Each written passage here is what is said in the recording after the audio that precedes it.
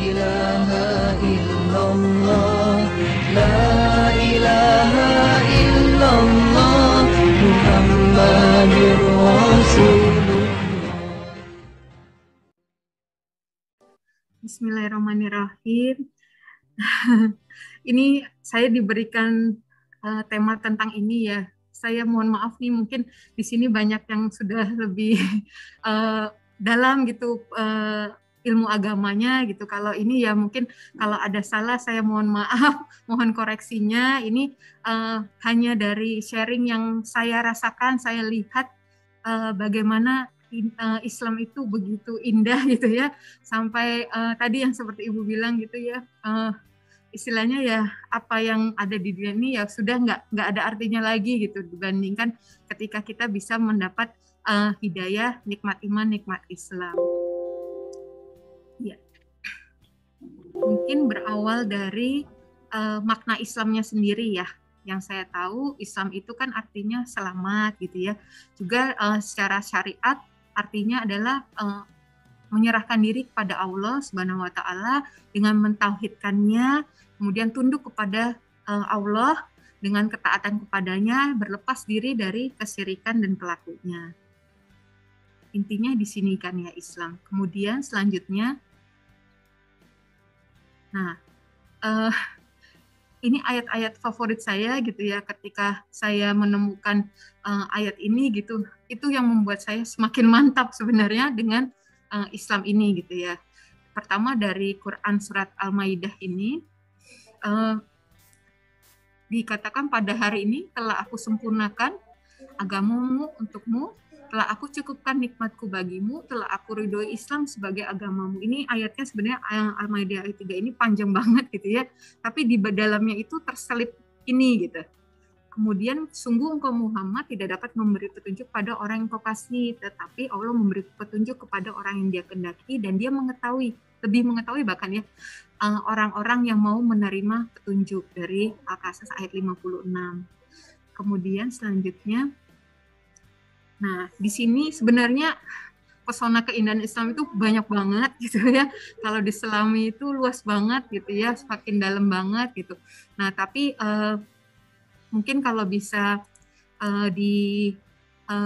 diringkas untuk hari ini gitu, saya mungkin akan membahas sebagian dari itu sekitar 8 mungkin ya. Nah, yang pertama adalah Islam agama yang diridhoi Allah. Nah, di Quran surat Ali Imran ayat 19 disebutkan sesungguhnya agama yang diridhoi di sisi Allah ya Islam gitu ya. Innad dina indallahi Islam. Gitu. Barang siapa mencari agama selain agama Islam tidak sekali-kali tidaklah akan diterima agama itu darinya dan dia di akhirat termasuk orang-orang yang rugi gitu. Quran surat Ali Imran ayat 85. Nah, sebenarnya dari 2 ayat ini aja menurut saya ini udah keindahan Islam yang sangat mendasar gitu ya. Sudah bisa membuat sudah cukup buat seseorang tuh untuk memilih untuk memeluk agama Islam ini gitu. Ya, selanjutnya kedua, Islam itu ternyata agamanya semua nabi dan rasul. Ini juga agak mengagetkan buat saya gitu.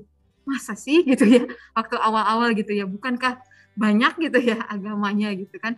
Dan ternyata akarnya dari sini gitu. Agama Islam inilah yang sebenarnya didakwakan oleh seluruh nabi dan rasul kepada umatnya, dari rasul yang pertama hingga diutusnya penutup para nabi, yaitu Nabi Muhammad SAW. Perbedaan yang ada dari risalah Nabi dan Rasul ini hanya pada sebenarnya hukum tata cara ibadahnya aja gitu, yang memang Allah sudah tetapkan berbeda sesuai zaman dan keadaan setiap umat pada masa itu gitu. Seperti contohnya misalnya kalau dulu tanah mungkin belum bisa dijadikan untuk bersuci ya, sekarang kan kita dalam keadaan tertentu boleh melakukan tayamum dengan menggunakan tanah. Selanjutnya kalau masih belum percaya lagi, ternyata memang di ayat-ayat Quran gitu membuktikan gitu bahwa di Quran surat Ali Imran ayat 67 Ibrahim bukan seorang Yahudi dan bukan pula seorang Nasrani, akan tapi dia adalah seorang yang lurus berpaling dari kesyirikan lagi Muslim, orang yang berserah diri kepada Allah. Sekali-kali dia bukanlah termasuk golongan orang-orang musyrik. Kemudian Nabi Yusuf juga, wafatkanlah aku dalam keadaan Muslim dan gabungkanlah aku bersama orang-orang soleh. Masya Allah. Bahkan Nabi Isa berkata, sesungguhnya aku ini hamba Allah. Dia memberiku kitab Injil dan dia menjadikan aku seorang nabi. Dan dia menjadikan aku seorang yang diberkahi di mana saja aku berada. Dan dia memerintahkan kepadaku melaksanakan sholat dan menunaikan zakat selama aku hidup. Masya Allah ya. Nabi Isa berarti memang juga membawa risalah Islam gitu ya. Kemudian selanjutnya yang ketiga, nah, ini yang saya alami juga, Islam tuh benar-benar mengeluarkan manusia dari kegelapan, ya dari ketidakmengertian gitu ya, menuju cahaya gitu. Dikatakan Allah pelindung orang-orang yang beriman. Dia mengeluarkan mereka dari kegelapan, kekafiran kepada cahaya iman. Dari Al-Baqarah ayat 257. Kemudian dialah yang mengutus kepada kaum yang buta huruf seorang rasul di antara mereka yang membacakan ayat-ayatnya kepada mereka, menyucikan mereka dan mengajari mereka kitab dan hikmah as-sunnah. Dan sesungguhnya mereka sebelumnya benar-benar dalam kesesatan yang nyata. Selanjutnya, nah, slide selanjutnya.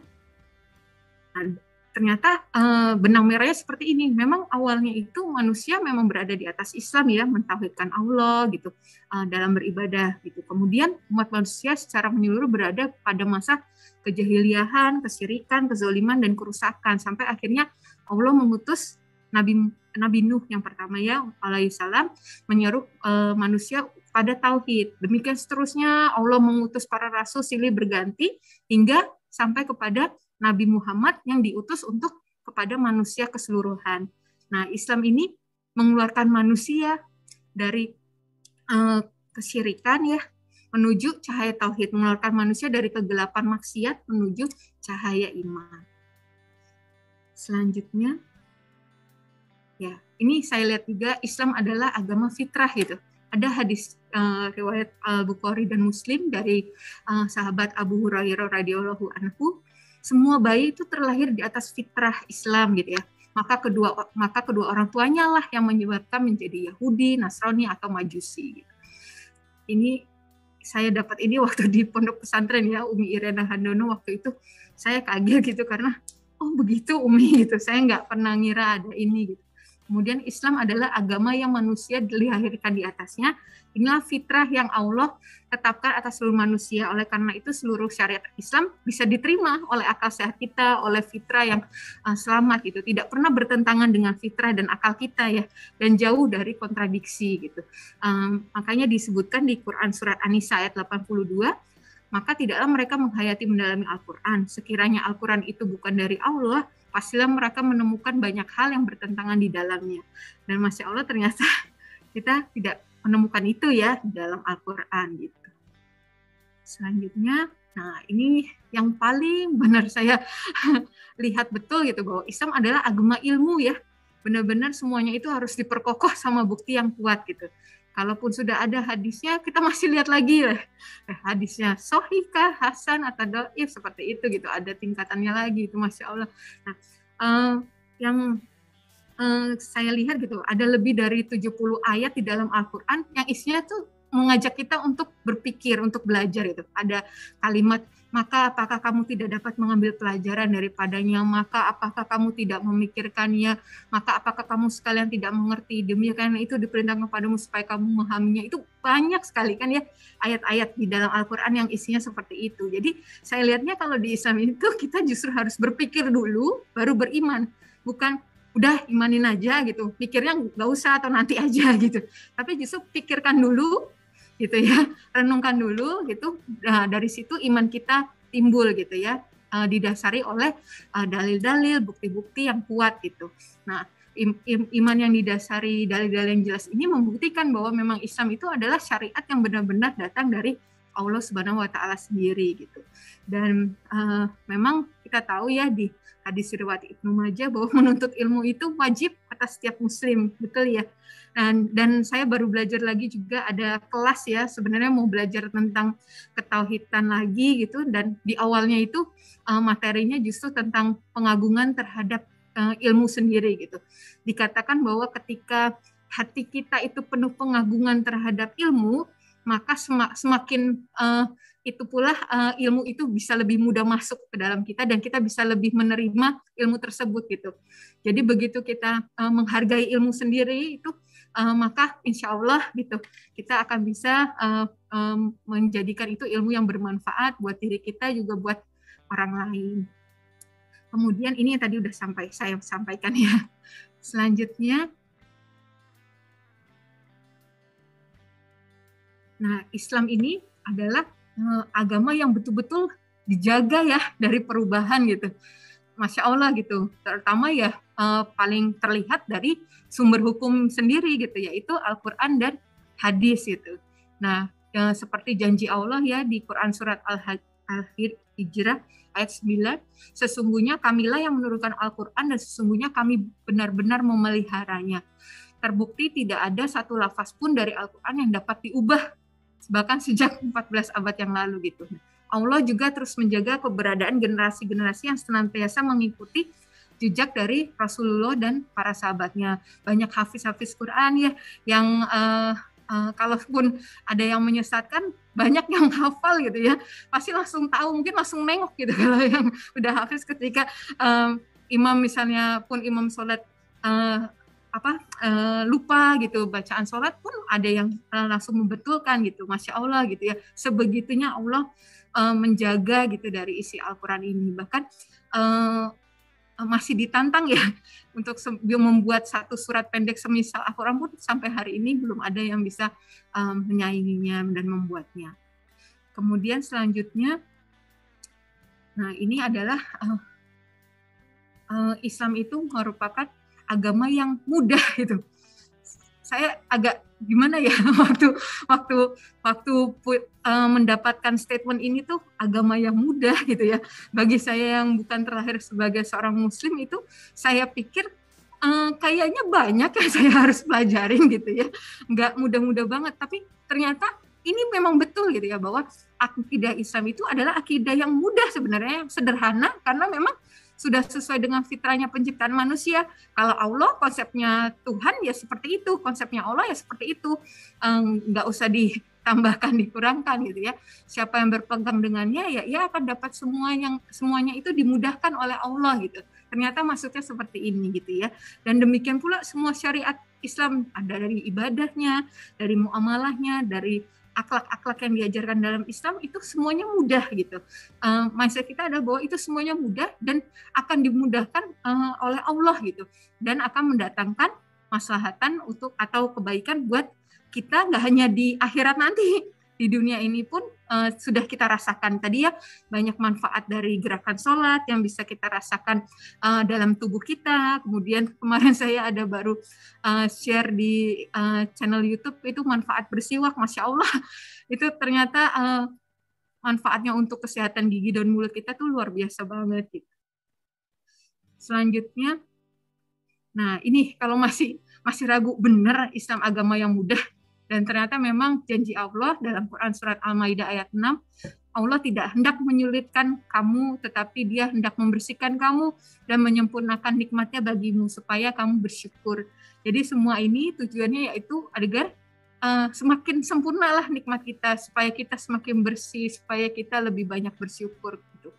Kemudian di Al-Baqarah ayat 185, Allah menghendaki kemudahan bagi kalian dan tidak menghendaki kesukaran bagi kalian. Masya Allah ya, baiknya Allah buat kita. Kemudian ada juga di hadis surat Al-Bukhari dari sahabat Abu Hurairah radhiyallahu anhu juga, sesungguhnya agama Islam ini mudah dan tidak ada seorang pun memperberat agama ini melainkan ia akan dikalahkan.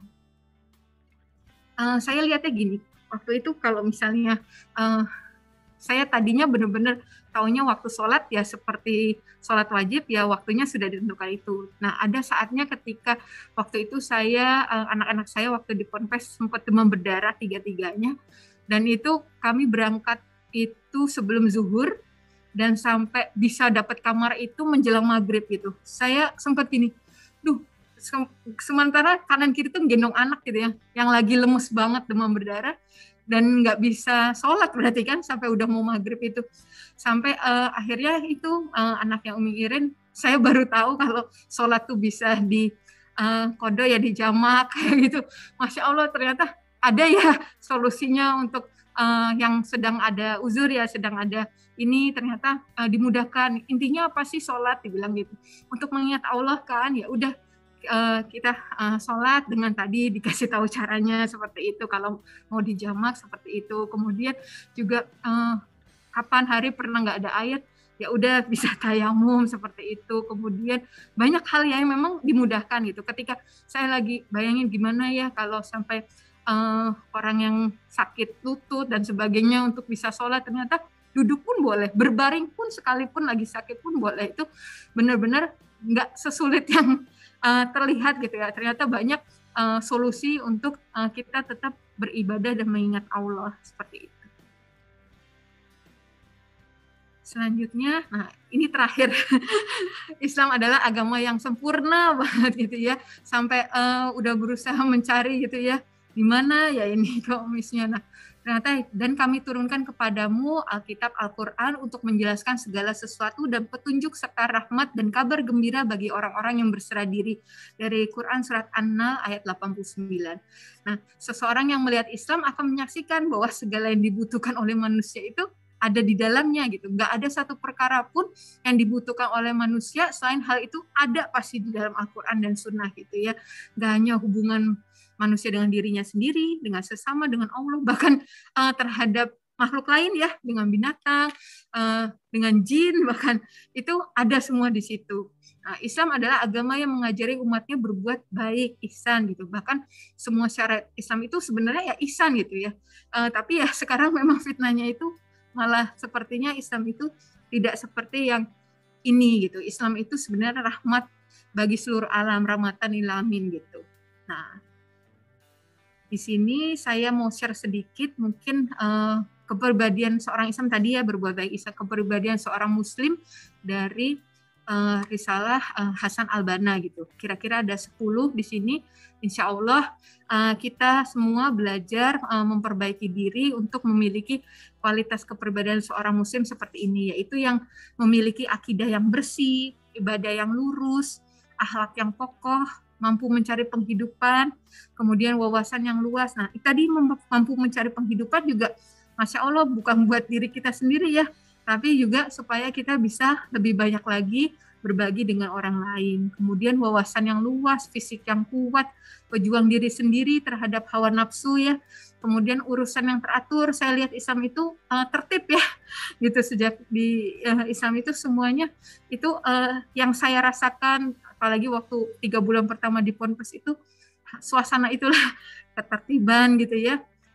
Memperhatikan waktu gitu. Kemudian juga kita selalu berusaha untuk bermanfaat bagi orang lain. Ya, dan penutupnya, kesimpulannya, kita perlu mensyukuri nikmat iman dan hidayah Islam ini dengan selalu berupaya terus-menerus, nggak pernah berhenti ya untuk berhijrah menuju yang baik, bukan untuk dianggap baik, tapi untuk mendapatkan kebaikan dari Allah yang Maha Baik. Amin amin ya rabbal alamin. Wallahu a'lam bishawab. La ilaha illallah, la ilaha